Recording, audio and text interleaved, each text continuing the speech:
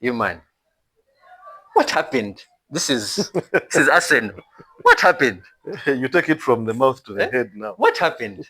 I know. There's Bane, and then there's Batman. Gabriel. So what happened with Villarreal? Tell me. Now, Villarreal, the game, we played poorly. Let me be honest with you. Okay. Played poorly. I watched the game. We didn't do well, especially in the front, in the box. Okay. Like I said, Martinelli is a problem. He's not the star player. I'm going to talk about Martinelli a bit in depth. Okay. Before I talk about Saka. Saka played. They tried to play. The midfield was basically Nwaneri. We used Merino and used Nogard. It wasn't the midfield that we are accustomed to seeing. Okay. So do you see some adaptation?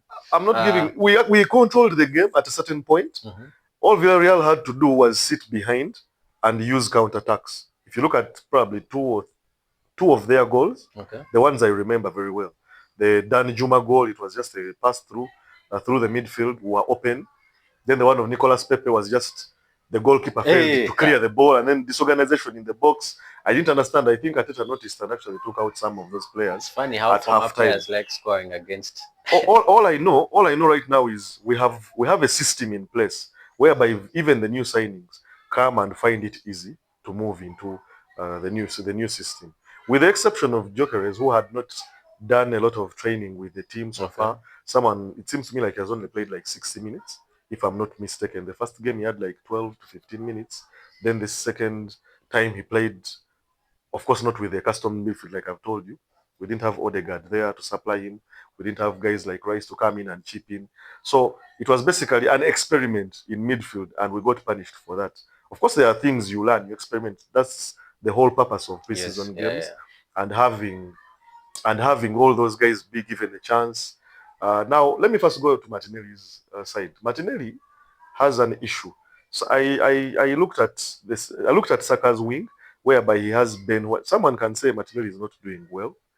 I personally, I could say I gave up on him because he has played with different left backs, but still doesn't perform at the level we expected him to, like 2 seasons ago. Now, on the right-hand side, if you look at it this way, Saka has been supported by Odegaard. Every right 10 they play next to him is always trying to look to put him in, or maybe turn and always bring the ball to him. And then he has an overlapping right back in Ben White, who has been supporting him. There's that triangle. And I remember last season when we had Odegaard out and Ben White out for a long period of time, Saka had some bit of challenges playing with Timber and then having another person there trying to support him. On the left-hand side, on the other side, Martinelli usually is singled out by defenders. He doesn't have an overlapping left back to come in and try and help him with that wing. Then also, Rice is more of a drive the ball player, to the box player. At the time we had Shaka, he used to just get the ball and make those long left-footed passes to him and have another left back probably overlap. At that time, Zinchenko was helping him. We both know the left 8 and Zinchenko were very good at inverting and helping Martinelli create those spaces and create chances for him to score for himself. So he's not looking good, probably because that could be a factor. I'm not giving excuses for the free headers he misses, for the poor judgment he makes in front of goal. Decision making is poor. He looks fit. He runs normally. He does all the other things. But where we need him to be a threat, he's not doing that. We saw that in the game that we lost against Spurs. We saw that in the game we drew. Even the AC Milan game, he didn't look that sharp. We saw it again in this game that we lost to Villarreal. That left-hand side, Lewis Kelly, is more. He's not the overlapping cross kind of player. Overlap, make a minus, help. He's more of an inverted left back that he comes to help in with midfield and try and dictate play. I can't say dictate play as much, but help with that left-hand side. Now, if you have a Rice who is moving all over, I feel like we have a big problem with the left-hand side. I expect us to make a signing, or I hope we make that signing. Who do you have in mind? It's a bit hard to think about right now because the whole world thinks we are going to sign Eze. But I don't see Eze as a left winger.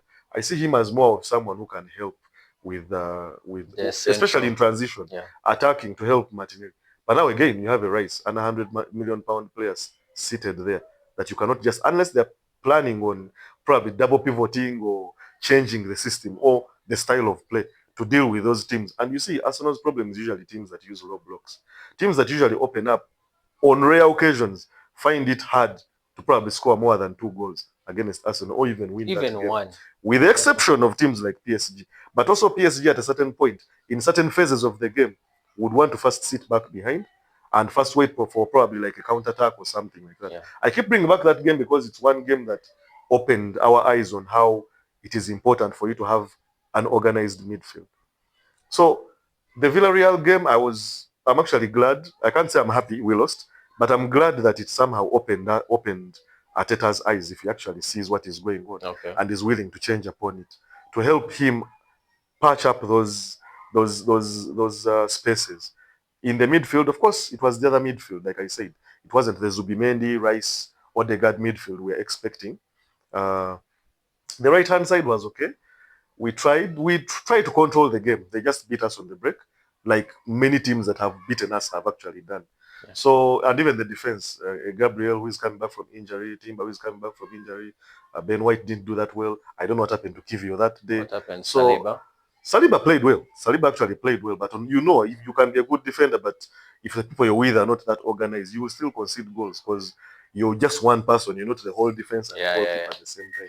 Yeah. So that game we lost. I have nothing much to defend.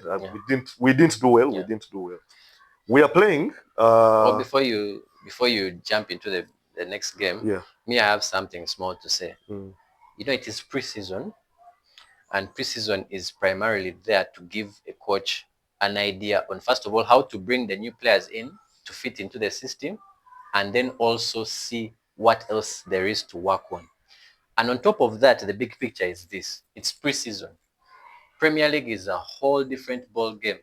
I'm a Man U fan from the times of Ferguson. Yes, Rooney, yes, Ronaldo. As that generation. Yes, we beef with Arsenal fans, but I'm also a soccer fan. And to be honest, this is what I see. The bottom line with Arsenal: you have something in place. It's a matter of giving the new players time to adapt, and it is easily adaptable. The players are also good players. When the Premier League starts, like unfortunately or fortunately, you're starting against us. Man. Okay. So what I see clearly, if I want to make a good prediction of Arsenal, you're right where you want to be. It's just now getting over that hump. System is in place, players are in place. It's just preseason, getting some legs underneath the players. When Premier League starts like this, everyone knows the intensity that's expected of them. So me, I'm predicting, expect a different Arsenal where everyone is just on overdrive and everything is working out well. Of course, minus the misfortunes of injuries and there is that lack also. Other factors. So now, which brings me to your point where you are going to dive in. What do you see against Athletic? Athletic Bilbao, with this time round, like I talked about previously, the squad were experimenting here and there, giving guys chances to start and match fitness and fit into the system, giving them a chance to build their confidence, to be able to start. What I've seen with this lineup against Bilbao, we've started the team the way we expect, or what we think should be the starting lineup.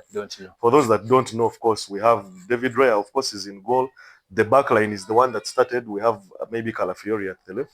Saliba, Gabriel is back. Timber is back. The midfield I've been talking about: Zubimendi, Rice, Odegaard. Though with Odegaard, I don't know what's happening with Odegaard. Odegaard seems to me like he had one serious injury, but that was months back. But even up to now, he's still playing like he just gives glimpses of brilliance. He's not the other Odegaard you knew, whereby you're going into a game and midfielders and coaches are planning on making sure they stop him from getting the balls to the striker. These days, even when he gets a chance to shoot or do something, his decision making is poor. I don't know if they practice shooting specifically for the midfielders, because whenever the midfielders shoot, with the exception of Rice, whenever the midfielders shoot, it looks like these guys have no idea what they're doing. All they know is pass, tap in, header. Understand what I'm saying? Yeah. So recently, that game we lost against Villarreal, even the one we lost against Spurs, Odegaard had 2 chances where he could have scored. A shot near the box and also inside the box. But somehow he shot the ball like he wasn't expecting the ball to come. Even when you shoot, you'd rather shoot the ball and at least let it be on target. Let the keeper punch the ball, or you hit the crossbar or something. When he shoots and actually puts power on it, out of like 5 shots, I think he only managed to score like 1 or 2 goals. All the other shots will be clouded, and then that's why I don't like those comparisons with so and so is better and so and so. Those things I'm not happy about Odegaard, by the way. And then you even had shouts of they should strip him of captaincy. Guys like Rice are more serious. All those things come from him not performing well. People don't care about whether you know how to defend the team, whether you look smart. He's always, Lee Gunner is always trying to the hair and all that stuff. You look good, but on pitch, you're supposed to perform. We expect you to perform. Don't only make the team look good and be an ambassador for this and be a leader. We also want results on the pitch. And the fact that we had jumped on his bandwagon as being a coach, a captain of a national team and a captain on a club level. You have the experience, you have a lot to show to everyone who is watching and all those who believe in you. Now, when you don't perform and the strikers don't score, in most cases, now that Jokeres is there, I'm even worried about him. If he doesn't score, just because these midfielders are always getting the ball and rotating and looking for Saka, when they give it to Martinelli, he's going to try and do what he wants, and then he'll lose the ball. And then all the striker does is just press and get into 50-50 challenges, which you're not going to win most of the time in the Premier League, especially against defenders in those traditional top 4 teams. Because you're playing big defenders, people who know and actually targeting you, because you've come with a lot of hype. So today, I expect the fact that he has now started his starting 11 the way we expect it to. Maybe you didn't mention the strikers. The strikers. The striker. Let me not say a lot now. I will make a lot of noise when he scores. I'll make a lot of noise when he scores. But I am glad that he has started today because Kai Havertz hasn't been doing well as a striker, to a point that even a makeshift central midfielder like Merino came and outperformed him, scored goals where we didn't even expect. Game-winning goals. Exactly, game-winning goals. So when Kai Havertz is there, things don't seem to be like they are moving. I don't think he should be starting our games anymore. Maybe he can come in as a substitute or start games that are not of high pressure, like cup games. And then the left-hand side, we still need... We added Madueke, but I think Madueke came in to help Saka mostly, and also probably help on the left wing. But him as a starter, I still have some bit of worry. I expect us to win today's game because he has started the starting 11. Looks like he's strongest side. With his new signings. I've seen Zubimendi is in the squad. I've seen Victor Gyökeres is in the squad. So I expect the team to at least win this game and give the players confidence, give the fans confidence going into the season. Because if you look at our first games, we're starting with Man U. Then we have probably, is it Leeds in the middle there? Then we have to play Liverpool. We have to play Spurs and Man City in our first 7 games. So if you look at our fixtures, we even have Newcastle there, teams that have been giving us headache in the past. So I expect us to go all out, win this game. I know it's a friendly, but I expect us to, for the sake of confidence levels. No, because they're going to go all out. If we lose this game, a lot is going to be said in the media. A lot of pressure is going to be put on the team because, of course, there will be factors that have made us lose the game.